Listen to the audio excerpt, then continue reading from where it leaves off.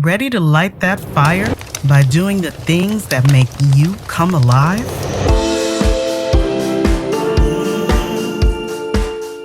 Welcome to Health Raisers, a podcast for wise women. I'm your host, Dr. Nadine. I left a soul-crushing medical career full of bad news and evolved into a joyful health integration coach, helping hundreds of women find their healthy.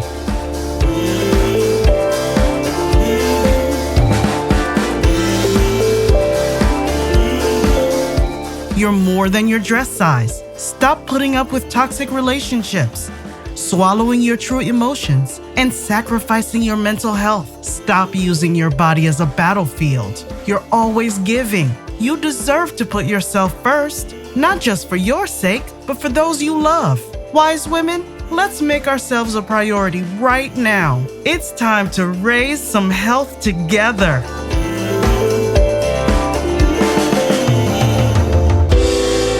This year on Health Raisers, our focus on healthy relationships continues. This episode is a re-release from my previous podcast, the Yogi MD podcast. My guest is Dr. Marcia Mikulak, researcher, analyst, musician, and professor emeritus of anthropology from the University of North Dakota. She has a background in cultural anthropology. We talked about the power of words, how language establishes status and hierarchy, shaping how we see ourselves and directly affecting our relationships and how we interact with the world. In this episode, we invite you to notice how you use language and respond with awareness and empathy to foster stronger and more honest relationships. Please enjoy. Thank you for being here today. How are you? Well, thank you for having me. I'm very good. Thank you. How are you? I am doing splendidly. Thank you. I would like to start by asking you to give us a little bit about your history. How did you become interested to study words, language? Well, I'm a cultural anthropologist. And prior to that, very briefly, a little background. I grew up in Brazil until I was about 8. And then came to the United States. I was a very young student of music, and so by the age of 3, I began learning piano. My mother was a pianist, concert pianist, and so I eventually went to the San Francisco Conservatory of Music and earned my bachelor's in music performance there, and then at Mills College earned a Master of Fine Arts there, and I met many composers. And I ended up recording their music. And music is a nonverbal language, but it is a language. And it trained me to think and feel. Interestingly enough, I don't know if I'm just unique, but I don't think so. I think others have this experience, that when I think in form and shape. So like gestures, like a dancer. Because music is all about tone and shape and form and gesture and sensation and feeling. And language does that. Language, if you think about metaphors, it's trying to express what we feel in a very short form, like you dirty dog, or you're an angel, or whatever it is. We use terms that describe feelings. And so language is a very expressive medium that humans use to talk about everything. And embedded in language are not just words that have certain specific meanings, but embedded in language is metaphorical meaning. That is implicitly learned. And we'll go, for example, to a doctor, and we think nothing of being asked to take our clothes off and put on a robe. Where else would we do that except at home? And then we would be examined in ways that we would never let another person examine us. But that's because of language and also the tradition and history of culture in our society that puts a great deal of emphasis and power on the doctor, that is, the brotherhood of medicine. So we don't think about most of this. We do it automatically, tacitly. And that's what began to interest me from music, also in working with children and how they learn and perceive and grow. That led me to go to Africa, and then after Africa, I was in Zimbabwe and then Mali, doing research on children and learning, and then I ended up getting my doctorate in cultural anthropology. It's a broad field, and gave me a lot of moving room, and I could sort of bring together all that I had done in music and in my life in working with children, and a lot of the curiosity that I had about what is it to be human and how do we learn as human beings. So can you clarify a little bit of terminology for us? What is the difference between a cultural anthropologist versus a linguistic anthropologist? Okay, a cultural anthropologist is a very good question. There's 4 subfields in anthropology, traditional subfields.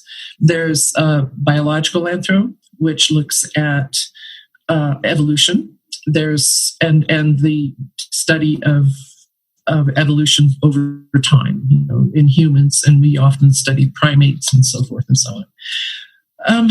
Then there's cultural anthropology, which is looking at living societies today. That is ourselves as well as any other society, and we immerse ourselves in the society that we're studying, and we at the same time study ourselves in that society and how we're responding. So it's a dialogue between one culture and another, or one person and another, trying to understand broader meanings in cultures. And then there's archaeology, which is prehistory, and that's pre-linguistic, that is pre-language, written language. So we look at ancient history, and it also helps us to understand current day cultures and how we came to be who we are. And then, I've gotten biology, cultural, archaeology, and then linguistic.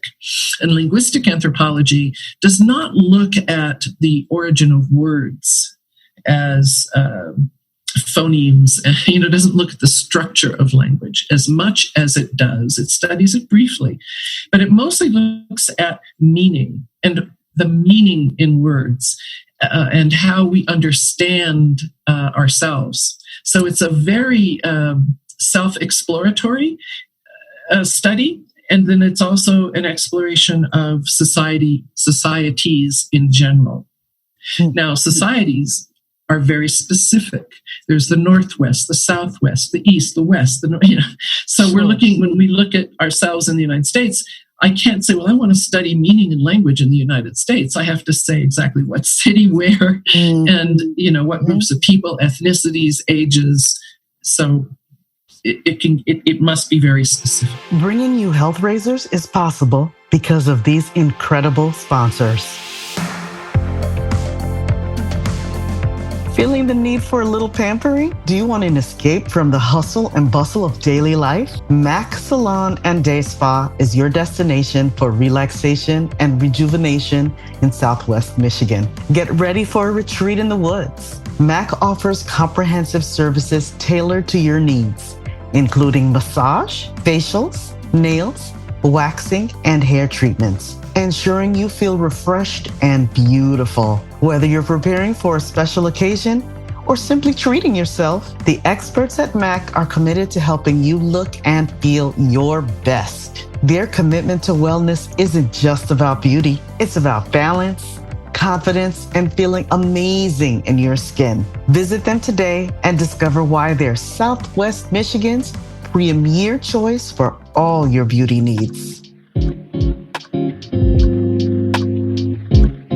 Looking for some time away from the chaos of everyday life? Step into the beauty of Fernwood Botanical Garden, where nature, peace, and renewal come together. Nestled along the scenic St. Joseph River Valley, in between Niles and Buchanan, Fernwood's 105 acres of lush gardens, quiet trails, and serene woodlands offer a sanctuary for replenishing your soul. Wander through vibrant landscapes, listen to the melodies of birds, and connect with nature at your own pace. Indoors, you'll find an inspiring art gallery, a lush fern conservatory, and a welcoming cafe, perfect for reflection and relaxation. At Fernwood, there's always something to discover, from engaging classes and special events to charming, verdant venues for your own gatherings. It's more than a destination, it's a feeling, a place to breathe, learn, and grow. Plan your visit today. Explore, discover, connect.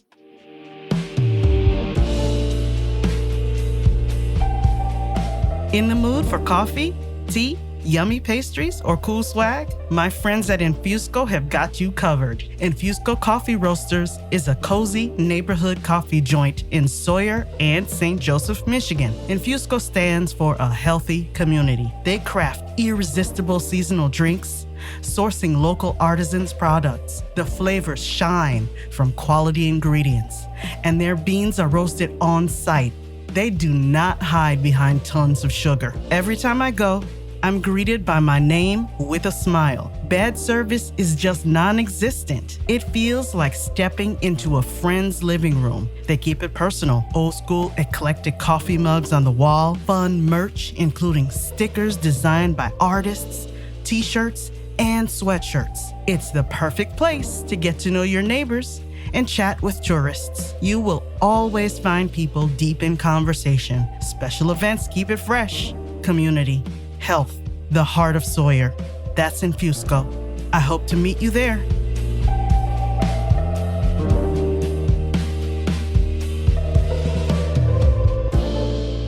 Let's continue diving in. How does language influence our identity? That's a huge topic. And I can provide you with a list of readings for the audience. I'll be sure to post those in the show notes. Okay, great. When I think of myself as a female, I have embedded in that word, without my knowledge, an entire universe of gender. So I will think of myself as a female, a woman, of a certain age, of a certain ethnicity, who has particular kinds of tastes and values. And if I think about it, I have to ask myself, where did those values come from? And they come from specific locations, social classes. As a white woman, I learned a very specific way of being. And I learned that being white gave me certain privileges. So how does that relate to language? There are very simplistic ways to discuss this. For example, if I talk about just colors and I say orange, some people will like orange and not like orange. If I say black, some people will like black, to wear black, the color black, and others will not. We will assume that black makes you look thinner if you wear dark clothes. And we assume that because in our culture, having certain body types there's a sort of norm that people try to always match, whether we're aware of it or not, whether it's healthy or not, whether it's good for us or not. So I will wear black to maybe look thinner. But then if I think about black in the context of identity, in terms of my skin color, how I look at my skin color as a white woman varies across social class as well, but it also varies very much in terms of how a black woman would see themselves in comparison to white and black. And these are learned perceptions, and the words that go along with describing them carry power, carry self-identity, carry a sense of pride, carry a variety of things. And every single aspect of language does that. So words have tremendous power, and but it's up to us to give those words power and take away that power as well. Yes, and social movements do that. Slowly, social movements end up taking what has been pejorative or negative and turning a particular word into a type of metaphor that brings that forces the negativity, the notion of that negativity, back out onto society, and then says we are proud. We are not negative about ourselves. We are fighting for social justice and equality rather than competition and superiority. And so social movements are really based on words. The slogans that we say really embody the power that we're trying to embody ourselves, and to remove power from certain groups of people such that we can level a playing field and create a sense of unity amongst ourselves and equality.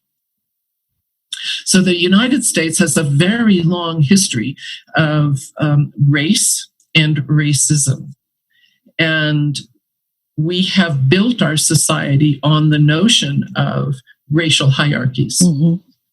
While South America, historically, we thought, as social scientists, South America was based on social class, not on race.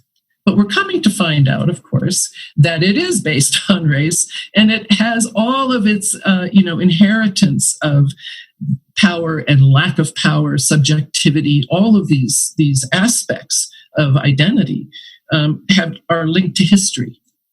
And in the United States, our history of slavery, our history of conquering a land that was not ours in the first place, but assuming that we had the right through papal bulls to take land that was not ours, and the people who we found there were less than us. So it's a complicated history that unfortunately many of us in this country don't know, but it creates a linguistic history that comes with it, of subjectivity, of being inferior or superior, depending on the color of your skin and the phenotypes.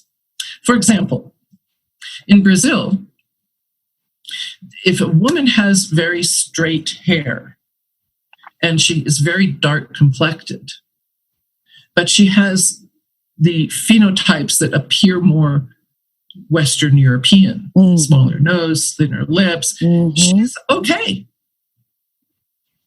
And my curly hair is not necessarily a good thing over there, because white people are supposed to be really thin, straight-haired, thin-nosed, What gives particular words their power, and how can that power change with time? Every culture gives a power to language in different ways. So historically, we have always thought that power was held in the 1919, for example. Power was held within the hands of males, that is, men, the male gender. And so all the words that came with property ownership and intellectuality and smartness and attractiveness were centered around men in a very particular way. Women had another kind of place in the world based on language, and that was that women were not intellectual. They didn't have the equipment to go to universities and get degrees and become lawyers. They didn't really have choice over their bodies or reproduction. They were to be attractive, silent, complacent, agreeable, not to be disagreeable. And hence today we have the word persistent and nasty woman, right? To talk about women who break that habit and that pattern. We're still dealing with that. And so the notion of what constitutes an attractive woman includes not only her physical body historically, but also her emotional and social consciousness of who she's supposed to be in everyday society. So it's really about establishing status the words that we use. That's why language is powerful, because it creates status, it creates hierarchy, it creates positionality, and it's also how we barter and bargain with people. I mean, every aspect of our lives put in this context is a kind of competition. It is political.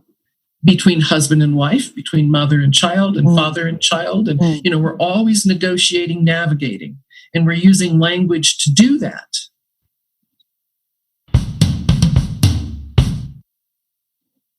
So we also have a responsibility to ourselves to decide what power language has over us and how we comport ourselves as well. So my question is, can the power of language affect how we see ourselves and portray ourselves and then act in the world? And can that limit our potential? Absolutely. It is our responsibility and our choice to be able to comprehend the power of language. But it requires... meaning to understand the power of language requires study, and it requires guidance to understand how to think about language. You and I are like a fish in water. All of us are. We're in our culture, swimming around in it. And then we only know that we're in a culture when we're pulled out of it. Then we don't have the oxygen to breathe, And so we realize, oh my God, so being pulled out of your culture is what education should be. It should lift you out so you can become neutral to observe. And observe, how do you observe? How do you learn to see yourself acting? It's called subjectivity. And how do you become subjective in watching the world without making a decision? So if you watch how people treat you as a faculty member, sitting in faculty meetings with male faculty and being interrupted over and over and over again, is an act of observation. Okay? That act of observation allows me to see how I am being treated according to language and according to position and according to hierarchy and according to just being a human being and gender. Okay, all those things.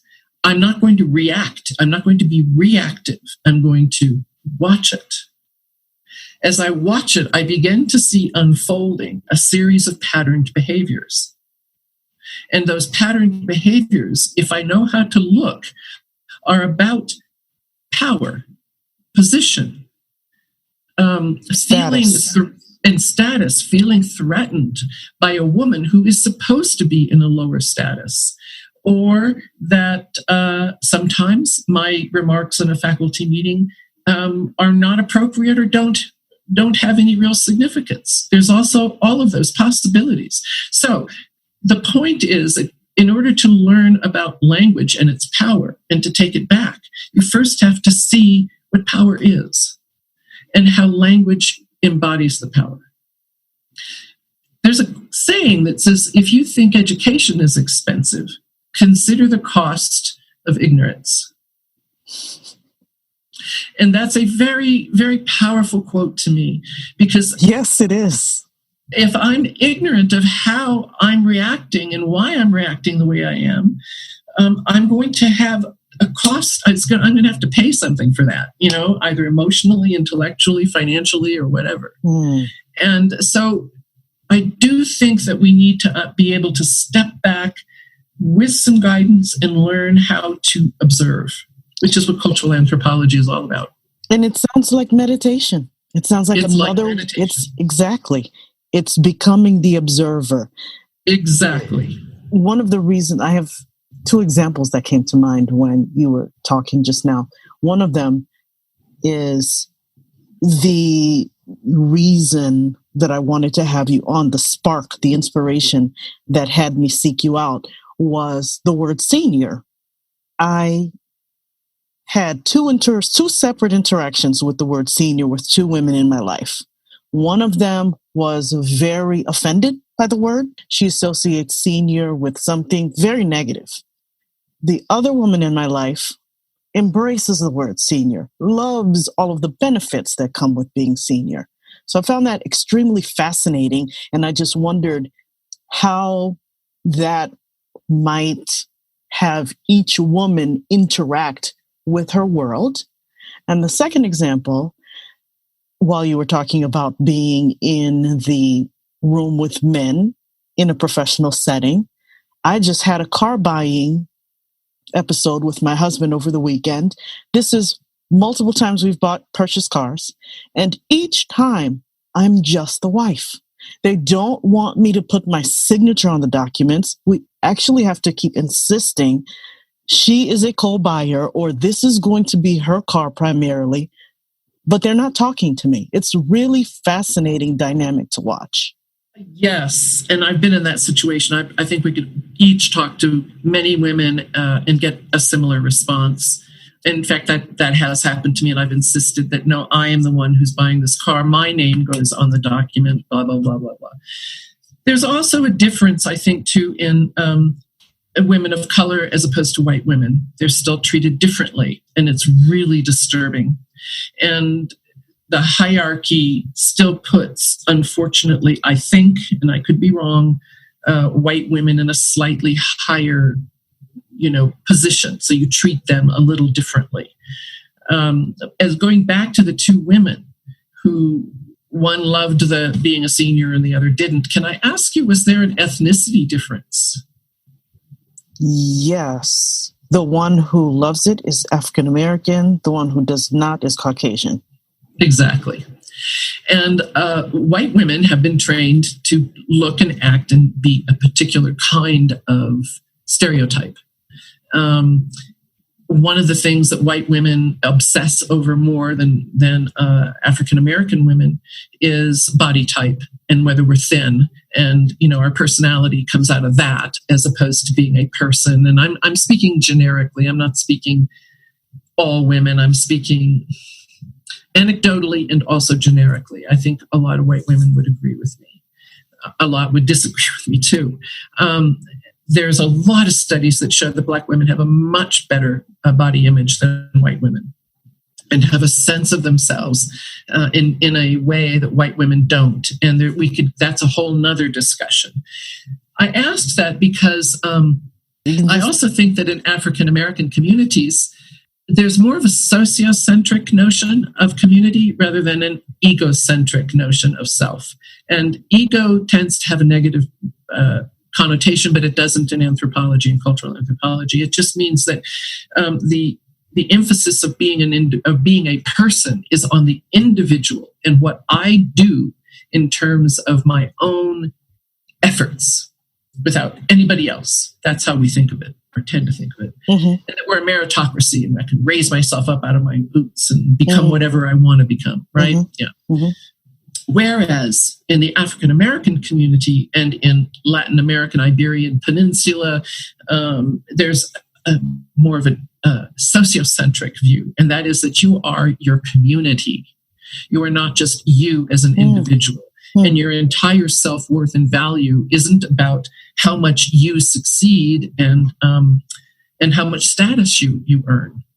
For example, this is just simple. Every day, walking on the street, and you meet somebody that you haven't seen in a while, and they say, "Oi, Marcia, hi, tudo bem? How are you? Você está bem? Yes, I'm very good, thank you." And then they say, como está sua mãe? How's your mother? E o seu pai? Your father? Irmão, irmã, your brother, your sister. How about your aunt? Your uncle? Oh, what's going on with the family? They don't ask you like we do here. "Hi, Marcia, what are you up to? What have you been doing? Did you find a job? Oh, okay. Oh, that kind of job. Oh, okay. Have you published more as an academic? How many articles did you get out this, blah, blah, blah." So it's a very, we are an egocentric society. We are a competitive society. We are a capitalist society whose focus is on how much can I continue to rise economically and in my social status. And in Brazil, there's that too. People have to earn money and eat and all that. But the most important thing is your community, which is your family and extended family, and then the friends of your extended family. So this is a very lovely example you've just given as to how language and culture can influence one another. Absolutely. And they're it's like convex, concave. You can't have concave without having convex. Right? You put on a glove, you have the inside of the glove and the outside of the glove. You can't, they're not separate. So culture is inseparable from science, from how we do science, from how we think about body and self and health and wellness and illness. They're all intertwined. For example, in health, we'll say my father had a heart attack. Yes. I'm fighting off a cold. Yes. I'm beating cancer. Yeah. Cancer is eating me alive. Whatever. We use these metaphorical domains of attack and violence towards the physical body to describe illness. In most indigenous cultures, illness is seen as being out of step with everything in your life. That is your community, the environment and nature around you. So in Native American diabetes, for example, you want people to be, if they're going to traditional doctors, to be in compliance. That means they have to see the doctor every so often. They have to get their blood sugars tested almost every day. They have to go in for, various other types of exams. And they're told that if you don't, you're going to die because diabetes doesn't ever go away. And in the Native American community, nobody will talk about diabetes because it means they must have done something so bad that cannot be cured or brought back into balance. That took medical professionals in the United States a lot of time to figure out. And by the time, there have been some great programs, Strong in Body and Spirit, that really tried to look at traditional ways of seeing the body, even all of its organs, and how diabetes works, and to work with Native American healers. It's been really hard to do that because of the mistrust that came about over decades of colonization. Sure. But their vision of health is coming back into balance. And they have specific traditional rituals and processes and healing practices that actually work, that help them. I mean, consider the fact that science, in order to do clinical trials, has to have a hypothesis. And that hypothesis is based on how you think about particular types of diseases, and that how we think about them in the laboratory and how we observe them. And that practice of observation is learned, and it's deeply entwined with our cultural beliefs. Science is not objective. Science creates the actual technologies that look for what we are looking for. So science in some areas is beginning to accept this, particularly in, say, medical anthropology, or some biological anthropologists are open enough to understand that, Western European biological medicine and positivism is not the beginning and end all of the discovery of health and wellness, that we have a great deal to learn about mind-body connections and from indigenous peoples across the world. We keep coming back to this idea of it's a way to separate ourselves. It's a way to raise status. It's a way to show power. Yeah, power. Yeah, it's powerful to be a full professor. It's powerful to be a doctor. It's powerful to be a neurosurgeon. And there's nothing wrong with being those things, except that what happens is we set up these walls of division between everyday people, which I am, and you are, and the academics, and we can only come together if we drop that facade of superiority. And it is hard to do. As a full professor, I'm now an emerita, and which means I'm retired with a honorary status. I want everybody to know that. I have an honorary status. And that's hard to get over. It becomes our identity. Can you say a little bit more about that? So the fact that you're a human being, and yes, you want people to know this. Why? Okay, and this goes back to elderly and to being a senior. I'm 70 years old, and I may not look it. Some people say I don't. It doesn't matter. I am. And I just retired. That's an interesting phrase, too. That retired. You don't look it. No, not the retired. Oh, you don't look it. You don't look it. So that's another almost subtle way of being powerful. Mm-hmm. Thank you very much. That is exactly right. And this stuff is so hidden. It's obvious, but it's hidden unless we're thinking about it, right? And then you can start to pay attention. So again, as I retire in the United States, what happens to people who retire? Where do they go? Often they volunteer. Often they're in their community. They kind of hang out. It's the golden years. You don't have to work. You don't have to contribute. You don't have to do anything. You can just be. Well, who wants to just be? I'm not against mindfulness. I want to just be too. But that is a very active state. Retirement is a very passive state. And live in a society that throws away elderlies. Absolutely. Don't really have much value. Put us in a home, and then eventually we'll just be gone. And the worst we're going to have to do is figure out how to bury us. But the notion of being an elderly person is not a place of status in the United States. Now, in Brazil, it is a high status. In Africa, it is highest of all. When I've been in Mali, when I've been in Zimbabwe, they actually value elders, people, Native Americans and indigenous populations around the world, hold elders in high esteem. That is not the case. That's how I grew up. My parents are Haitian immigrants. There you go. White women, and I think white people in general, depending, and I have to say this over and over again, on their social class, and I mean economic status there. And social class doesn't necessarily mean just that. A social class can also, if it's an economic status, with economic mobility and fluidity comes a whole sense of self in and of itself. And so you are now free to spend your money and have fun and go wherever you want.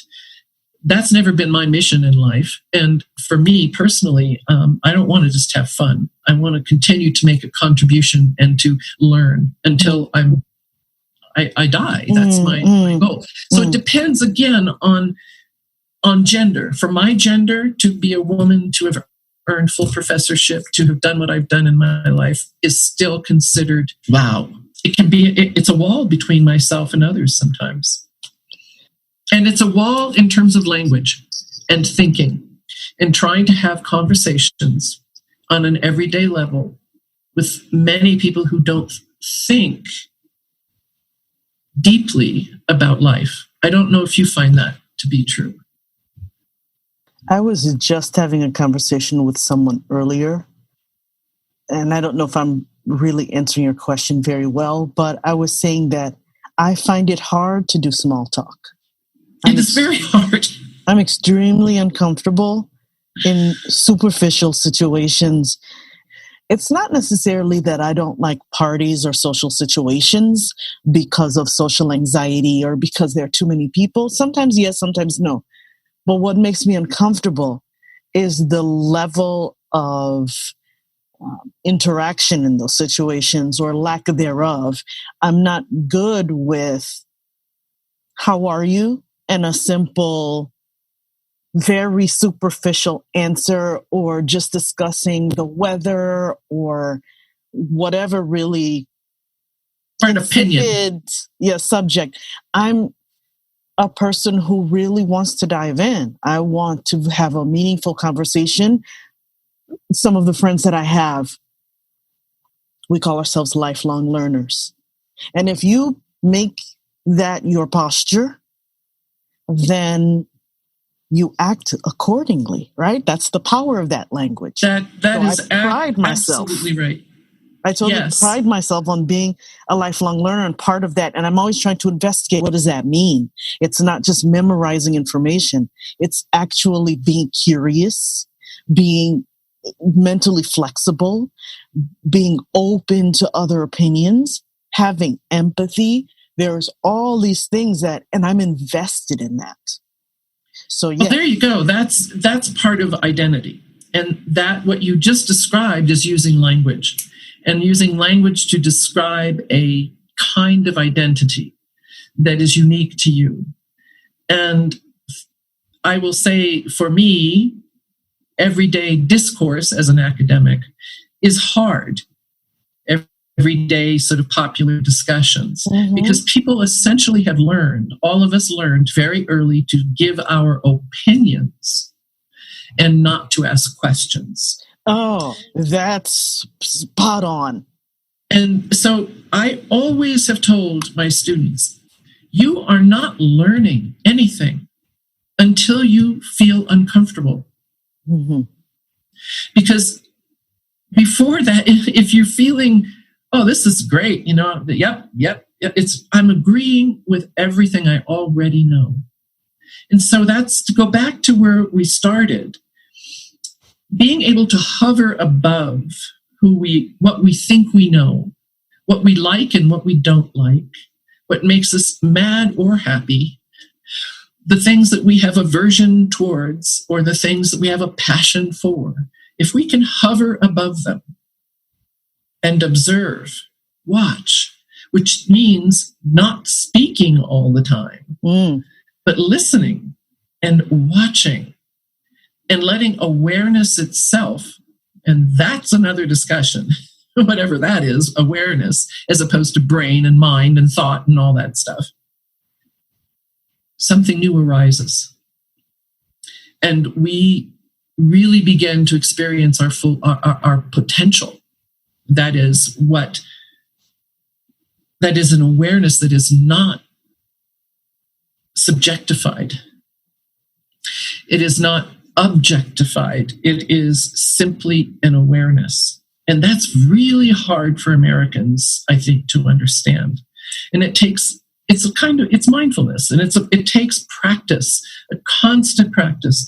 And in my classes with my students, their job was to achieve that state of neutrality where they could discuss in various ways, take different positions, have different feelings. And then something, after a while, begins to arise that's very different than either black or white cognitive dissonance. Dichotomous, yeah. And one last thing is that language is really, in my experience, anecdotally, difficult to use intuitively. And what I mean by that is, if you have been observing and you're in the process of observing, I start to feel, I become aware of a variety of things I'm not aware of if I'm always thinking and waiting to react. So that place is intuitive, is somehow in my experience, the process of getting uncomfortable, having new things arise, allowing things to arise, and getting a sensation of a bigger picture. And that bigger picture then eventually will allow you to speak about it. But that's what I meant about language, because language can be tyrannical and is tyrannical. We can see it today. We see it politically. We see it in every single candidate on either side trying to create a particular worldview that they think that we want. that we think that we want. And instead of actually having a different process that allows us to dialogue about that. Wow. It's a complicated, very, very complicated. This has been an incredibly interesting conversation. I will say thank you very much for being here. My final question to you is, what is your personal definition of what it means to be healthy? My personal experience with health, as opposed to illness, is something that's evolving. And I'm not trying to get out of the question. It's not an easy question. No, it isn't. I have been ill, and as a kid, I had polio. As I get older, I see health and illness is not separate. And that the aversion of one and the acceptance of the other is problematic. Every once in a while, something on Facebook pops up that's really profound. And someone told a story about an old woman who is going to be put into a nursing home. And she was the nicest person they'd ever met. And they'd chosen a room for her. And they were telling her that it was going to be okay. And the woman says, well, don't worry. I already like the room. And the person says, but you haven't seen it. And she said, well, that doesn't matter. I've decided to like it. And it's the same thing about illness, that pain, we know, can be mitigated by, if you just take your mind and you're in pain and you focus on some other part of your body that is not in pain. All I'm saying is that it's an attitude. It's where we place our mind. And that's not easy. And I'm not saying you can ever overcome pain, that you shouldn't take pain medications. I just think that our attitude about growing older, about being a woman or a man or any gender in between, and by the way, most every other society other than Western European societies have a place for people of a variety of gender identities. We are the odd ones out. So all of life is really a matter of perspective. And illness, and I think doctors would tell us this, there are some patients who are amazing and they are told they're going to die and they say, I'm going to live my life. And they live longer, if that's the goal, but I don't think it should be our goal to live long. I think our goal should be to live full with an open mind that's constantly questioning and having insight. Thank you very, very much for being here. I very much appreciate your time, and I have learned a lot.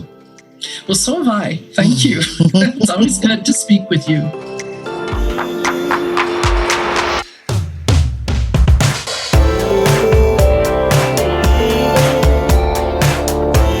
Wise women, move from last place to first place in your life. Stop using your body as a battlefield. Let's raise health together with a customized health plan just for you. Contact me at npkhealthintegration.com. Thanks for listening. See you next time.